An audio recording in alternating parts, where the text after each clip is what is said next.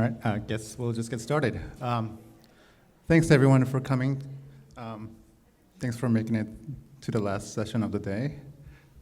My name is Jacob Kim. I'm the webmaster at the Hirshhorn Museum.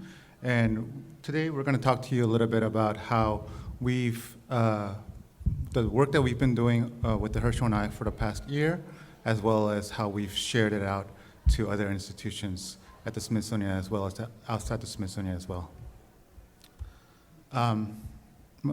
I'm Jacob Kim. I'm the webmaster at the Hirshhorn Museum, and I work on web and digital projects for the museum. Hi, I'm Kelsey Savak with the National Museum of American Diplomacy. I'm their digital content producer. Been there for about 3 years. Hi, I'm Samia Khan. I'm a project specialist at the Smithsonian's National Air and Space Museum. And I do two different things. I work on specifically media elements in our new exhibits and then museum-wide programming. So I'm going to start by giving a little overview about what the Hirshhorn Eye is for those of you that are not familiar with it, and introduce you to kind of what we've been doing at the Smithsonian over the past year in terms of taking what we've built at the Hirshhorn and expanding it out across our colleague museums. And then I'll introduce kind of the two initial pilot projects that we're working on currently, and I'll pass it over to my colleagues on the panel to discuss their projects with the Hirshhorn Eye. So for those of you that are not familiar with the Hirshhorn Eye is a museum guide that uses image recognition technology to help visitors connect with artworks and artists that have created them. Visitors are able to go to a URL, point their phone at an artwork, and listen directly from the artists talking about their artworks and their process. It is a website, so it's a web-based application. It's not a native app that you have to download to your phone. We really wanted to create something that reduced the barrier to entry for our visitors. And so we ended up making a mobile website, so anybody that visits our galleries can go to hi.si.edu and start the experience that way. As I mentioned, it uses image recognition technology. In our galleries, for artworks that we've activated, you can point your phone once you've logged on to hi.si.edu and listen and point your phone, and the phone will recognize the artworks that we've activated and deliver content that way. It's primarily used as a visitor experience engagement tool at our museum, and we try to provide kind of a deeper dive into the artworks, helping our visitors demystify contemporary art and modern art, as well as introducing them to the artists that have created them. So for the past year, actually stepping back a little bit, since launching the Hirshhorn Eye, we've received a lot of interest from our colleagues in terms of how they can adopt it at their museums and deploy it there. So for the past year, we've really been working on kind of the distribution strategy and how we can help facilitate that process. One of the main kind of projects that we're currently working on is transforming the Hirshhorn Eye into a Smithsonian-wide product that can be picked up by any of our Smithsonian museums to be deployed at their museums. So the goal of the Smithsonian Eye project is to, as I mentioned, create one platform where visitors can go to one URL, select the museum that they're at, and start scanning artworks in that museum. The way we've kind of envisioned this new platform allows the visitors to, number one, just be able to go through one URL, and number two, allow the museum kind of technologists and experts to create their content and to deliver these experiences under one platform, sharing kind of the lessons learned and helping each other out in terms of doing activations and content strategy and so on. Some of the initial projects that we're working on, we're working with the National Museum of African Art, National Museum of African American History and Culture, the National Museum of Natural History, Smithsonian American Art Museum, and the American Women's History Initiative. And these are all Smithsonian museums and initiatives. I wanted to kind of introduce you to some of the, I wanted to give you a teaser of some of the projects that we're working on. The first one is with the National Museum of African Art. It is with their exhibition called Heroes, Principles of African Greatness.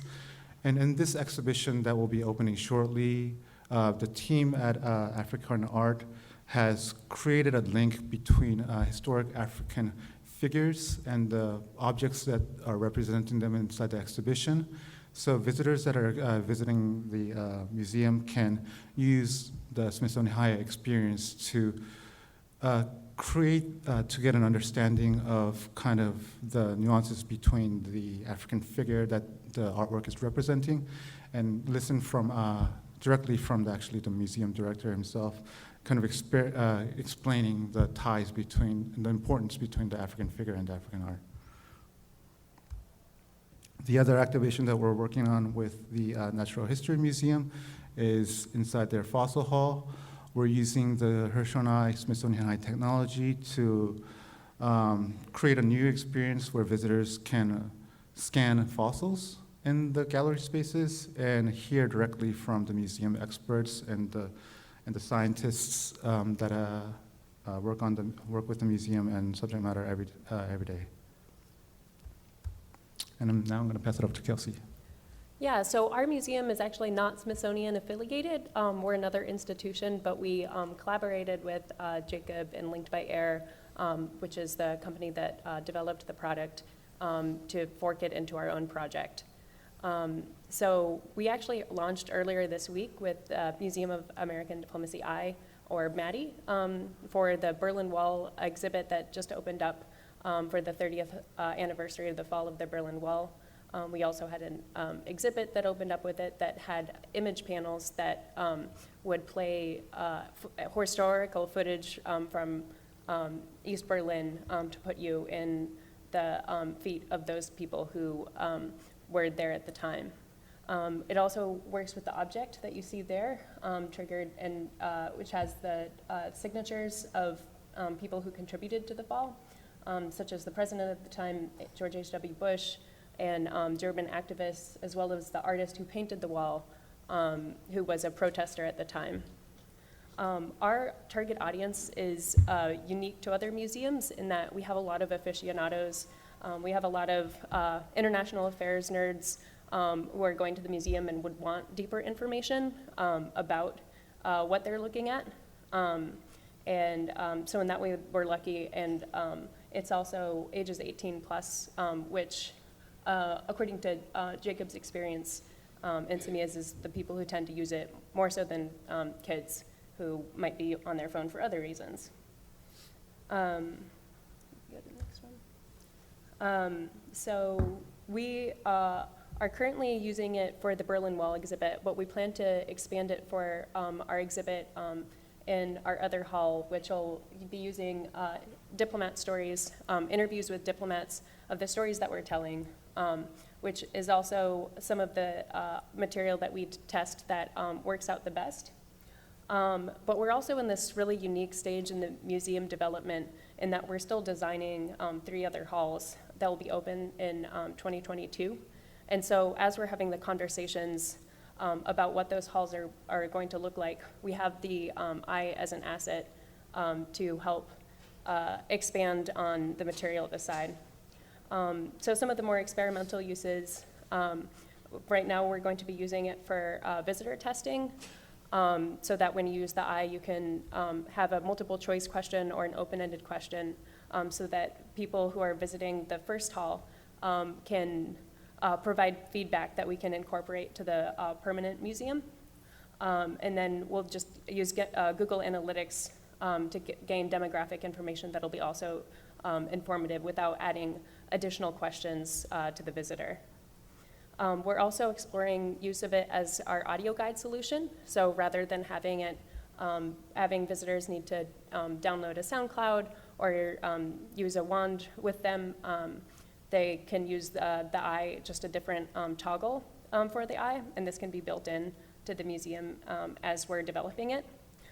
Similarly, we think that it might be a better solution for videos within exhibits when there's a lot of competing noise, and it might just be a cleaner, more a better solution than than having additional material out there.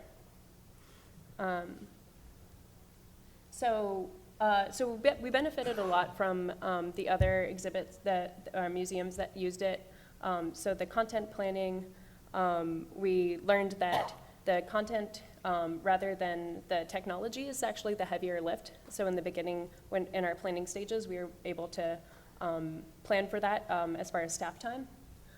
We also were concerned about having too much text information, but we learned that you could have as many text cards that people didn't mind swiping through more text cards, and that was a positive solution experience for the visitor, but that there's a hard stop for the video time, similar to YouTube. It's about 90 seconds, so that saved us a lot of time in the content development. We also learned that it was a good way to get emails from people who are using the app, and then they can opt into adding their email, which is critically important to us since we're still in a fundraising stage for the rest of the museum. And then we were also able to, prior to launch, test which images would work best, and kind of reconfigured some of our content strategy after testing it using the technology that was already there pre-launch. So since we benefited from all of these things that other museums, or Hirshhorn specifically before did, I look forward to publishing our iterations and publishing it as our code that other museums could possibly use and apply to their exhibits as well. And I'll hand it to Samia. Okay, it's working, I have to be really close. Okay, so I might just speak loudly so I'm not bending over the whole time. Okay, hi, I'm Samia Khan, and I work at the Smithsonian's National Air and Space Museum. So I also used the high platform technology in one of my projects, but unlike the Hirshhorn and Museum of American Diplomacy, I took it completely outside of the museum. So a little bit of background on my project called Apollo at the Park. July was this summer was a really big summer for the Air and Space Museum, because guess what? It was the 50th anniversary of when we first landed on the moon. How many of y'all knew that? Hopefully some people, okay, great. Okay, so big year for us, 50 years since the first moon landing. We, of course, were gonna be we activated the whole National Mall. We actually even put the Saturn V rocket on the Washington Monument. Hopefully some of you saw that. But specifically because Apollo 11 was the achievement of like 400,000 people across the country working together for one common goal. We wanted to do something that engaged people across the country. We wanted to build national awareness around this anniversary. So we kind of had this idea right in July, right as the anniversary was about to hit. We were also going to put the Armstrong spacesuit back on display for the first time in 13 years. So it was being conserved, and while it was being conserved, our amazing team at the Digitization Programs Office 3D scanned the entire spacesuit. So we wanted to use that data. So we came up with this crazy idea to create 15 identical replica statues, so like identical life-size spacesuits, and put them in locations all over the country. So when we were trying to decide where are these statues gonna get the most eyeballs on them throughout the summer, we decided MLB ballparks, perfect place to put a spacesuit statue. And you might ask, why MLB ballparks? So apart from the fact that 1 million people go to baseball games during the summer, there's also a lot of synergy and overlapping audiences when you think about kind of that summertime space program, summertime baseball. They both kind of evoke that Americana nostalgia, America's pastime. So this was our crazy idea. As I was kind of working to nail down all of the ballparks across the country, they were so excited to work with us and have a Neil Armstrong spacesuit statue there. But all of them were kind of like, well, great, we're so happy to have the statue, but what else? What else are you going to do to help our fans understand why there is a spacesuit at Yankee Stadium? Like, what else are you bringing us?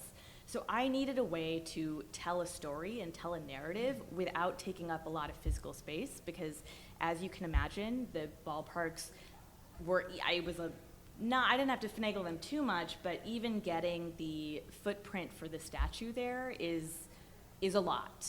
Everything at a ballpark has a sponsorship. They're always trying to make money. So I could not take a lot of space. And so that's where the high platform comes in. I used, basically this was literally me just approaching Jacob to be like, hey, can I use this for my project?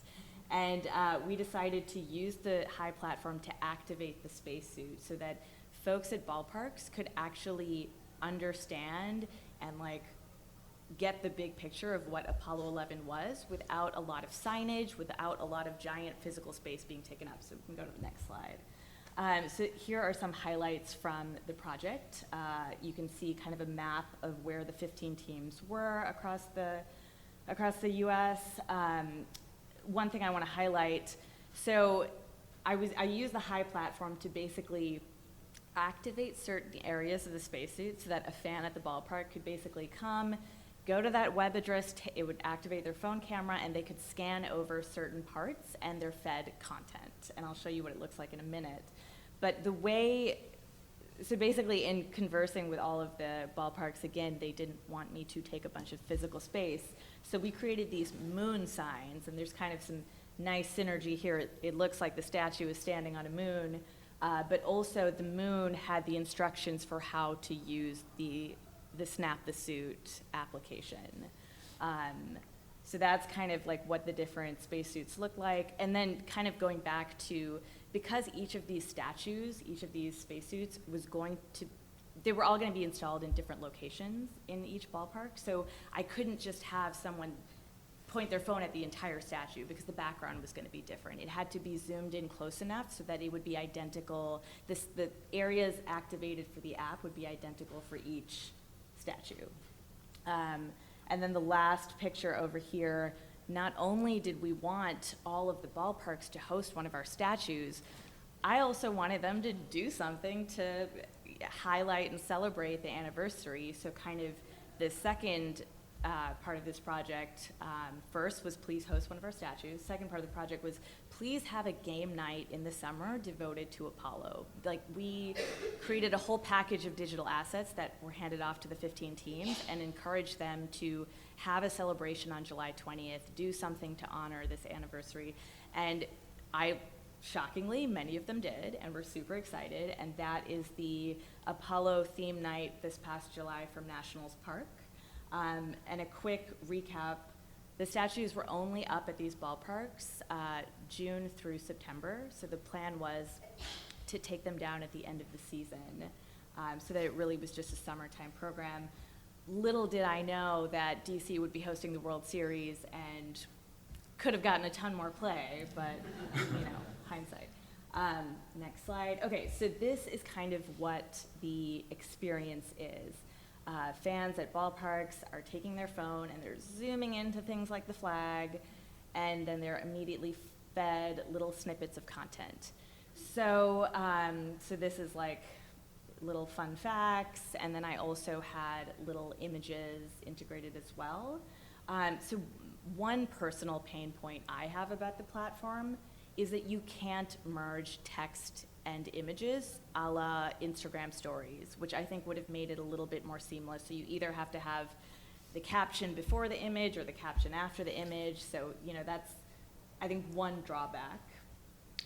The other things, so the other kind of difficult thing is we were working with 15 ballparks. So the image over here is like from the Washington Post, is the one at Nats Park, but they didn't put the moon sign down for like the first 3 weeks it was there. And that's just like reality of like, it's, you know, like how much can you promote this without, like, you have to have something there. And I also don't think having instructions on the ground was ideal. I would have actually liked to have it in people's faces as soon as they walk up to the statue, so they know to do more than just take a selfie with it. And we can, let me just make sure, okay, so we can go to the next slide. Okay, so fun part about this little project of mine is that because it wrapped up at the end of September, I also have a lot of data and statistics about how well this performed. So you might look at this and think, 5,000 users throughout the summer, that's nothing, you know, like that's so small. However, like think about it. Ballparks in the summer, like getting people's attention is absolutely impossible. So I actually think the fact that 5,000 people read my sign and whipped out their phones and actually used this is phenomenal. Not just that, but like a 2-minute average session is super, super long for people at a ballpark that are getting food and watching the game and doing a million other things. So a couple takeaways. The funny thing is Smithsonian always tries to do things like this because we think it's going to engage kids. The age groups tell us that it's still like adults, essentially. It's still kind of the parents and the young professionals that are coming and maybe already interested in space and interested in this content that are going to engage with it. Another fun fact, while a lot of the teams decided to do an Apollo game night and like literally had former astronauts come out to throw the first pitch and did all this stuff, not all of those cities had the highest engagement on the app. So for example, Atlanta literally didn't do much of anything except have the statue there. However, they had the highest number of people engaged with the app. So why do you think that is? Anyone have an inkling? No one? It was location.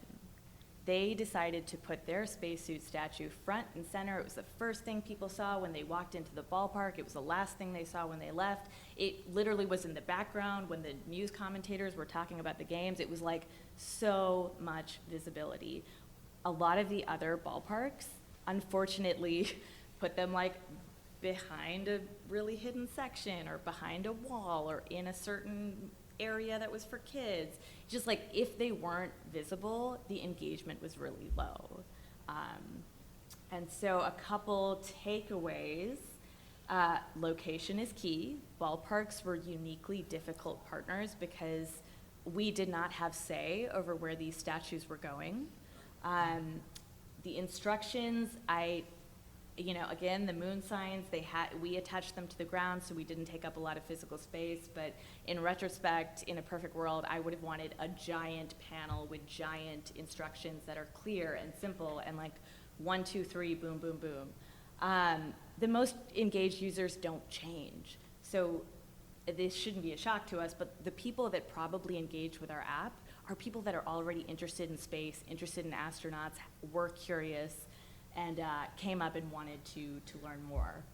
And then, so again, this was all outside of our museum, but inside, so the Air and Space Museum is going through a big 5 to 7 year renovation. We're completely redoing the galleries, and we've been talking a lot about how we can use the high platform as kind of like Kelsey and Jacob were saying, as like a guide. The problem is we don't have artworks. We have gigantic airplanes and rockets, and you have to think about if a user is pulling out their phone, what angle do they have to be looking at? How are they all looking the same way when you're trying to photograph Amelia Earhart's airplane? So they're really difficult to scan. So I think the solution for us would probably be using one image that the user scans. And then crowding is a constant. We get so many people to our museum, I literally don't even know how we would be able to do something like the High, because it requires actually being able to hear it requires some focus, and people are so distracted at our museum, and it just would be quite difficult. So that is my project, and a little fun treat for everyone. I have postcards from our digitization programs office, and you can actually test out the app on here, and please take one. Also, also really fun, there's a little QR code if you want to access the 3D scan data yourself and do something really cool, like 3D print a spacesuit or something like that. So I have little postcards, please take some, and that is my project. Are we done? Yeah, and we Questions? wanted to open it up for questions. We kept the presentations short, it's the end of the day, but we're also hopeful that you guys would ask us some questions. Yes? Just about the technology kind of behind that, what training data did you have to kind of gather these images? So the image recognition technology that we use is a third-party company called Kachim. And basically, when we're activating artworks, we go inside the galleries and take pictures from different angles of the artwork or object that we're trying to activate, and we upload that into their image recognition system. And we tie that with our content management system at the Smithsonian. And for Maddie, we use Drupal. So we put the content on the Drupal side and the image recognition side, and we match it up with a record ID, and that's how the experience is delivered to the visitor. Yes? So you've got interviews with artists, and then you've got other interviews. Can you see how long people are lingering with interviews with artists versus the other interviews? Yeah, so at the Hirshhorn, we primarily use interviews with artists. We don't differentiate, well, for some artworks, we have interviews with the curators or the director of the museum, but we don't really differentiate between the videos for interviews with artists and interviews with the curators. We know overall that the videos, people are watching them for about 15 to 20 seconds. Yeah, overall. Most of our videos are about 30 to 60 seconds long, so they're getting through about a quarter of it before they decide to move on to something else.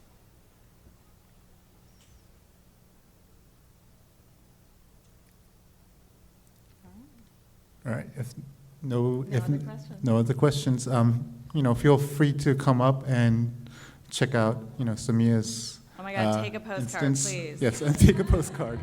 Thanks, everyone.